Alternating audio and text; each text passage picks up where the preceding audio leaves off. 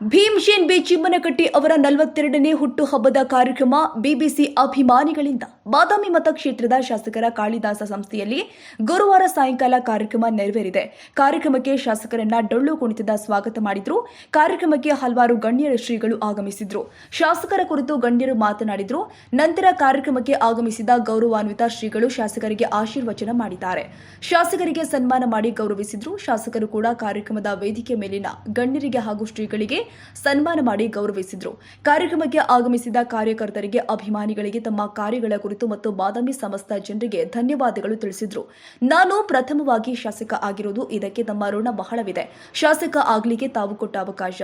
ನನ್ನ ಮಕ್ಕಳ ಮೇಲೆ ಆನೆ ಮಾಡಿ ಹೇಳ್ತೀನಿ, ನನಗೆ ಎಷ್ಟು ಸಾಧ್ಯವಾಗುತ್ತೋ ಅಷ್ಟು ನಿಮ್ಮ ಪರವಾಗಿ ದುಡಿತೀನಿ. ನಾನು ನಿಮ್ಮ ಮಗ, ನಿಮ್ಮ ಮನೆ ಮಗ. ನನ್ನ ಮನೆ ಬಾಗಿಲು ತಮಗೆ ಯಾವಾಗಲೂ ತೆರೆದಿರುತ್ತೆ. ಇದು ಸತ್ಯ ಎಂದು ತಾವು ಅನುಭವಿಸಿದ ಪರಿಸ್ಥಿತಿ ನೆನೆದು ಕಣ್ಣೀರು ಹಾಕಿ ಕಾರ್ಯಕ್ರಮದ ವೇದಿಕೆಯಲ್ಲಿ ಎಲ್ಲರಿಗೂ ಧನ್ಯವಾದ ಹೇಳಿ ಮಾತನ್ನ ವಿರಾಮ ನೀಡಿದ್ರು. ನಂತರ ಉಪಹಾರ ಸೇವಿಸಿ ಕಾರ್ಯಕ್ರಮ ಮುಕ್ತಾಯ ಮಾಡಿದ್ರು. ಈ ಸಂದರ್ಭದಲ್ಲಿ ಬಾದಾಮಿ ಪೊಲೀಸ್ ಇಲಾಖೆಯವರು, ಕಾಂಗ್ರೆಸ್ ಪಕ್ಷದ ಗಣ್ಯ ವ್ಯಕ್ತಿಗಳು, ಕಾರ್ಯಕರ್ತರು, ಅಭಿಮಾನಿಗಳು ಉಪಸ್ಥಿತರಿದ್ದರು.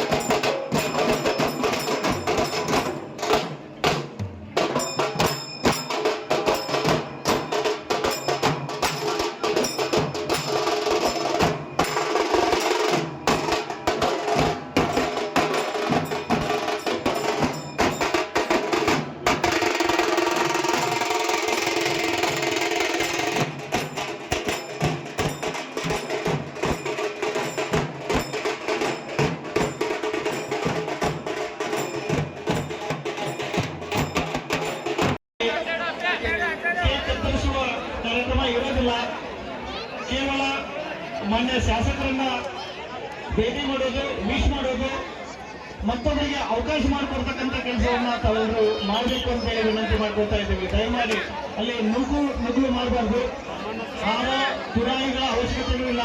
ದಯಮಾಡಿ ಯಾರು ಕೇಕ್ ತಂದಿದ್ರು ಅಲ್ಲಿ ಊಟದ ಹಾಳು ಕಡೆ ಕಳಿಸ್ಬಿಡ್ರಿ. ಇಲ್ಲಿ ಸ್ಟೇಜ್ಗೆ ತರಬೇಡ್ರಿ, ಸ್ಟೇಜ್ ಯಾರು ತರಬೇಡ್ರಿ. ಕೇವಲ ದಯಮಾಡಿ ಸ್ವಲ್ಪ ಕಾರ್ಯಕರ್ತರಲ್ಲಿ ವಿನಂತಿ ಮಾಡ್ಕೊಳ್ತೀವಿ. ಚೇರ್ಗಳನ್ನ ಹಿಂದಿಕ್ಸರಿಸಿ ಅಲ್ಲಿ ನೀವೆಲ್ಲರೂ ಏನಿದ್ರಲ್ಲ, ನೀವು ನನ್ನ ಅಪ್ಪ, ನಮ್ಮ ಅವ್ವ, ನಮ್ಮ ಅಂತಂದ್ರಾಗಿ ಆಶೀರ್ವಾದ ಮಾಡಿದ್ರಿ. ಮರ್ತಿಲ್ಲ ಅದನ್ನ ಯಾವುದೇ ಕಾರಣಕ್ಕೂ ಯಾವುದೇ ಸಂದರ್ಭ ಬಂದರೂ ಸತ ಮರ್ತಿಲ್ಲ. ನಾನು ಬಹಳ ಮಂದಿ ತಿಳ್ಕೊಂಡಿರ್ತಾರ ಸರ್ಕಾರ ಮರ್ತು ಬಿಟ್ಟ ಬಿಡಪ್ಪ ಎಲ್ಲಾರು ಅಂತ ಹೇಳಿ. ನನಗ ಇದ್ರ ಅರಿವು ಯಾಕೆ ಹೆಚ್ಚಿಗೆ ಐತೆ ಅಂತ ಹೇಳ್ತೀನಿ ನಿಮಗೆ. ಇದೊಂದು ಸಂದರ್ಭ ಅಂತ ಅನ್ಸಕತ್ ಬಿಡುತ್ತ ಹೇಳಕತ್ತೀನಿ ನಾನು. ನನಗೆ ಇದ್ರ ಅರಿವು ಯಾಕೆ ಐತಿ ಅಥವಾ ಇದು ಅರ್ಥ ಎದಕ್ಕಾಗುತ್ತ, ಮರ್ತು ಏನಾಗುತ್ತೆ ಅನ್ನೋದು ನನಗೆ ಕೇಳಿದ್ರೆ ನಾನು ಹೇಳ್ತೀನಿ. ಬೇಕಾರೆ ಆದ್ರೂ ಇವತ್ತು ಹೇಳಿ ಹೋಗ್ಬಿಡ್ತೀನಿ.